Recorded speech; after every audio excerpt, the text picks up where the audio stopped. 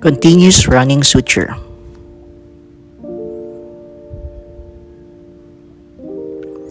This technique is most useful in situations where rapid skin closure is paramount. Examples are mass casualty situations or a battlefield scenario, or when you're closing a laceration injury in a screaming child.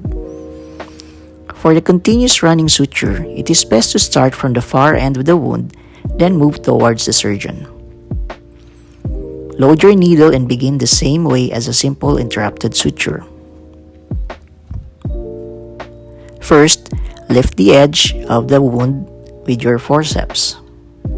Then pierce the skin with the needle perpendicular to the surface.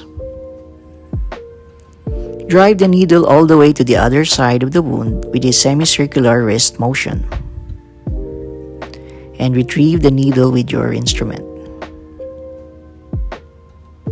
Pull the suture through, but leave about 2 centimeters of tail end at the starting point for your knot.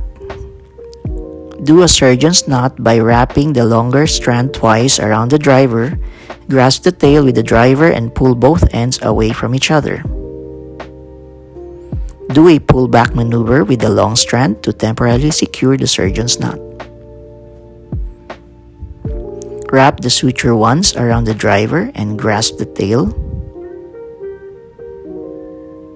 Pull both ends away from each other in a direction opposite that of the first knot.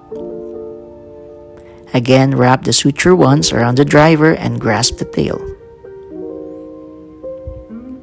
This time, pull both ends away from each other in the same direction as the first knot.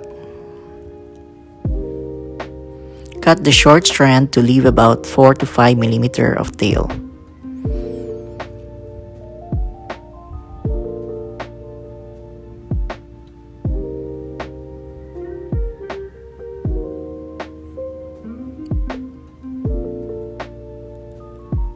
Next, drive the needle across the wound with a semicircular wrist motion, following the curve of the needle. Use the forceps to provide counter pressure at the exit point of the needle. Keep in mind that you should strive to maintain the same depth and distance between suture points on the wound edge of each side.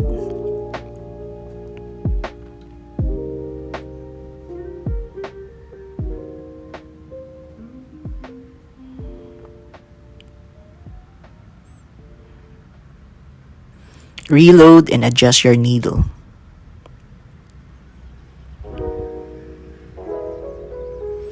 Pierce the skin at approximately 5 mm lateral to the previous entry point. Apply counter pressure with your forceps.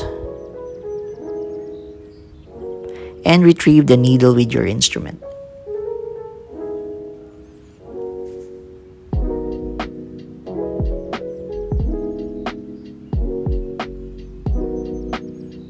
Again, reload the needle and adjust it.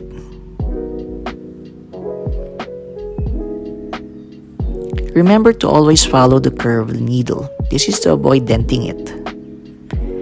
Now exit at about 5 mm lateral to the previous exit point. You should be able to easily drive the needle across the wound with just one bite.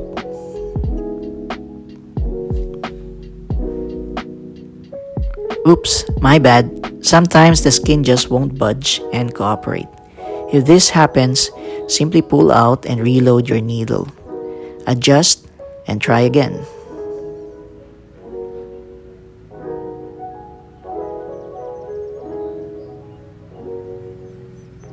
You know guys, in the OR, it's pogi points if you can handle the needle flawlessly with your forceps after it exits the skin. However, sometimes in your zeal to achieve this, you only end up looking more clumsy with your instruments and taking up more anesthesia time, as you make more attempts to retrieve the needle and load it in your driver using the forceps.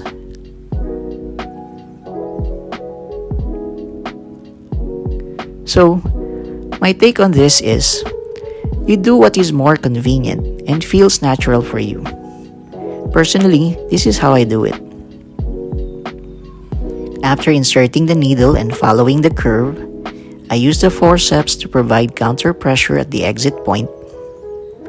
But instead of picking up the needle with the forceps, I grab it with my driver, pull it out, and use my own hands to reload and adjust the needle on the driver.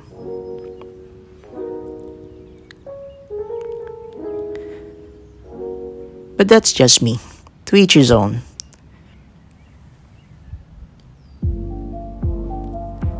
Now, after reaching the other end of the wound, the last loop of suture is loosely inserted to provide some slack. This will serve as one of the ends to be tied off.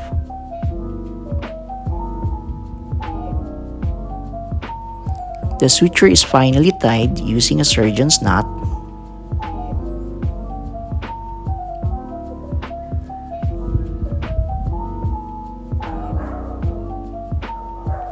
And square knots.